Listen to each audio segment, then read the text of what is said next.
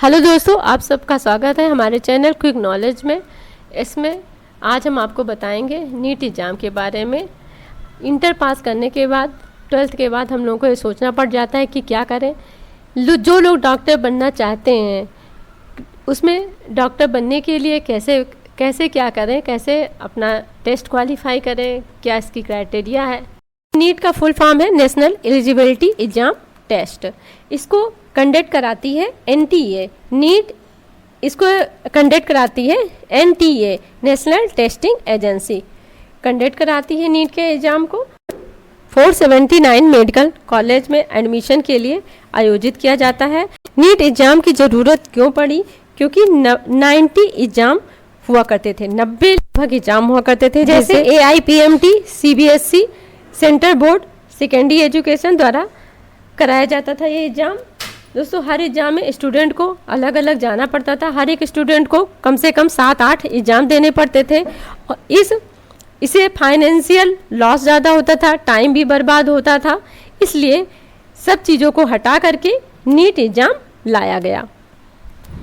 ये exam offline होता है और एग्ज़ाम टाइमिंग जो होती है वो 3 घंटे की होती है। इसमें फिजिक्स, केमिस्ट्री, बायोलॉजी सब्जेक्ट होते हैं। इंटर में पास किए हुए सब्जेक्टों में फिजिक्स, केमिस्ट्री, बायोलॉजी में हर सब्जेक्ट में 50-50% होना ज़रूरी है, तभी आप नीट का फॉर्म भर सकेंगे।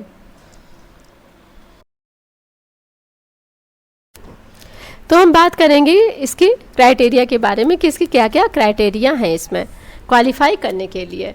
क्वालिफाई करने के लिए क्राइटेरिया है qualification, age limit, attempt, syllabus, exam pattern and language. ये सारी चीज़ें दोस्तों हम इसमें क्लियर करेंगे कि हमारी क्राइटेरिया क्या क्या होनी चाहिए।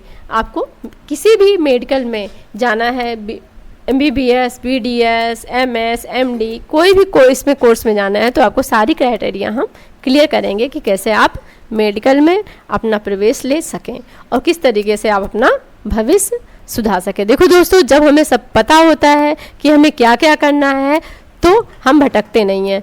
इसलिए हमें ज़रूरी है कि सारी चीज़ें, सारी इन्फॉर्मेशन हमें पता होनी चाहिए कि नीट एग्ज़ाम में हमारा क्या पैटर्न होना चाहिए, एग्ज़ाम पैटर्न क्या होना चाहिए और किस तरीके से हम इसको क्वालिफाई कर सकते हैं। तो ये सारी चीज़ें हम आपको अपने इस वीडियो में बताएंगे। नीट एग्ज़ाम हमारा 2 लेवल में होता है। एक हमारा होता है UG और दूसरा होता है PG। UG में हमें एडमिशन के लिए इंटर पास होना चाहिए, 12th पास होना चाहिए। MBBS, BDS, BMS और BUMS के लिए हमें इंटर पास होना चाहिए। और PG के लिए हमें क्या होना चाहिए? PG में हम अगर MS और MD में एडमिशन लेना चाहते हैं तो हमें अंडर ग्रेजुएट, मतलब हमें MBBS होना चाहिए तो हम PG कर सकते हैं, PG एग्ज़ाम दे सकते हैं।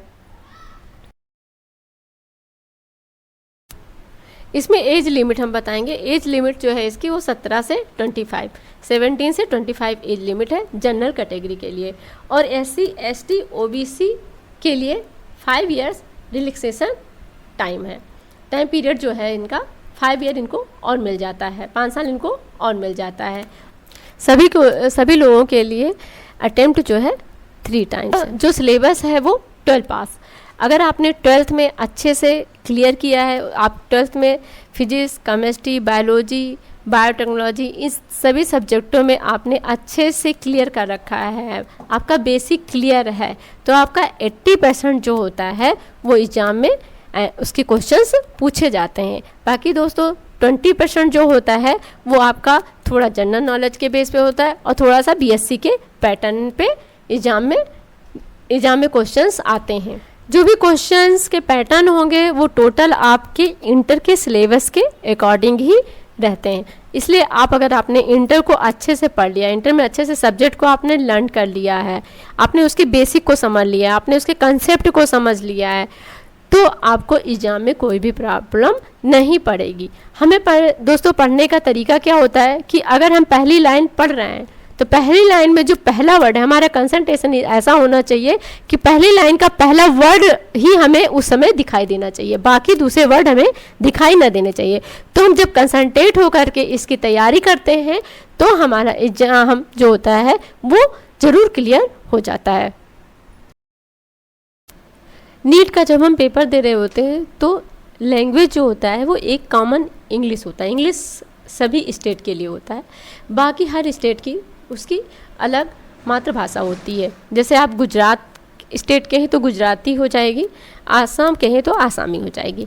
हर स्टेट की अलग अलग लैंग्वेज होती है, साथ में इंग्लिश जो है वो कॉमन रहता है। कॉमन रहता है कि कोई भी लैंग्वेज आप एक्सेप्ट कर सकते हैं पेपर करने के लिए। एक चीज़ इसमें और है दोस्तों कि जब आप पेपर कर रहे होते हैं तो जितना क्वेश्चन आपको आता है पहले आपको उसको अटेम्प्ट करना है। उस अटेम्प्ट करते करते ये ध्यान रखिएगा जो OMR सीट होती है, जैसे आपने पहले का बी आंसर अटेम्प्ट किया तो आपने तुरंत आपको क्या करना है, OMR सीट को गोल कर देना है। गोल इसलिए करना है, गोल अंदर से ही गोल करना है। गोल उसको कैसे करना है, बाहर से उसे तब बाहर से करते हुए अंदर की तरफ लाना है, क्योंकि अगर आप उसी वक्त नहीं करेंगे तो क्या होगा कि बाद में आपका क्वेश्चन का आंसर चेंज भी हो जाता है। मान लिया 4 का था तो आपने 5 में डाल दिया, और एक बार अगर OMR सीट गलत हो गई तो दोबारा वो सही नहीं हो पाती है। इसलिए OMR सीट को आपको केयरफुली भरना है। एक चीज़ और है, जब हम पेपर कर रहे होते हैं तो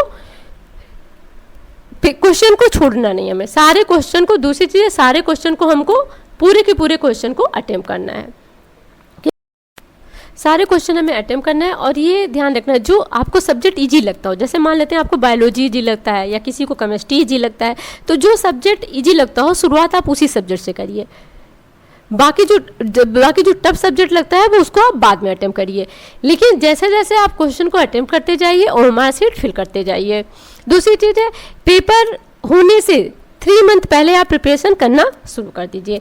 MCQ ले लीजिए और MCQ क्वेश्चन स्टार्ट कर दीजिए। अपना घर पे ही टाइम देख लीजिए, टाइम सेट कर लीजिए कि इतने में हम इतना क्वेश्चन कर ले रहे हैं, क्योंकि दोस्तों जब हम पेपर कर रहे होते हैं तो हमारे पास इतना टाइम नहीं होता है। इसलिए टाइम की सेटिंग जो है हमें पेपर करने से पहले ही तैयारी इसकी कर लेनी चाहिए। कभी कभी ऐसा होता है कि हम घबराहट में क्वेश्चन ही भूल जाते हैं और क्वेश्चन हमारा छूट जाता है, तो ऐसा नहीं करना है। पेपर ले लीजिए, क्वेश्चन पिछली बैक डेट और आप डेली उसकी प्रैक्टिस करिए। देखिए जो 5 साल के पहले जो क्वेश्चंस होते हैं लगभग वही क्वेश्चन बार बार रिपीट होते लेते हैं, बस उसका कंसेप्ट थोड़ा सा अलग होता जाता है। तो एक आप क्वेश्चन अगर पढ़िए तो उसका ये देखिए कि कितने आंसर उससे निकल रहे हैं, क्योंकि एक क्वेश्चन से 7-8 आंसर अपने आप निकलने लगते हैं। तो क्वेश्चन को जब भी पढ़िए तो ये ध्यान रखिए कि एक क्वेश्चन से हमारे पास कितने आंसर इसमें निकल सकते हैं, कितने आंसर दे सकते हैं। दोस्तों अगर आपने क्वालिफाई कर लिया, नीट क्वालिफाई कर लिया, तो इसके लिए आपको MBBS के लिए और गवर्नमेंट कॉलेज आप चाहते हैं कि मिले तो आपके मार्क्स 600 से अबव ही होना चाहिए, तभी आपको गवर्नमेंट कॉलेज मिलेगा। लोग 500 तक का लाते हैं, 400 450 तक का लेके आते हैं, सोचते हैं कि हमें गवर्नमेंट कॉलेज मिल गया, क्योंकि गवर्नमेंट कॉलेज की फीस और प्राइवेट कॉलेज की फीसों में ज़मीन आसमान का अंतर है। तो इसलिए दोस्तों आपको बहुत सीरियसली से नीट की तैयारी करनी पड़ेगी अगर आप डॉक्टर बनना चाहते हैं तो।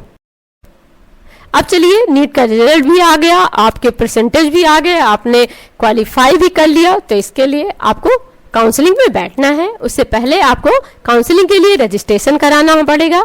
आपने रजिस्ट्रेशन करा लिया, उसके बाद आपको डॉक्यूमेंट वेरिफिकेशन कराने पड़ेंगे। डॉक्यूमेंट वेरिफिकेशन में Aadhaar card, PAN card, high school, inter और फोटो, आपकी 5-6 फोटो, ये सारी चीज़ें डॉक्यूमेंट वेरिफिकेशन में ज़रूरत पड़ती है। तो ये सारे डॉक्यूमेंट आपको उस सेंटर पे लेके जाना है जहाँ पे आपका डॉक्यूमेंट वेरीफाई होगा।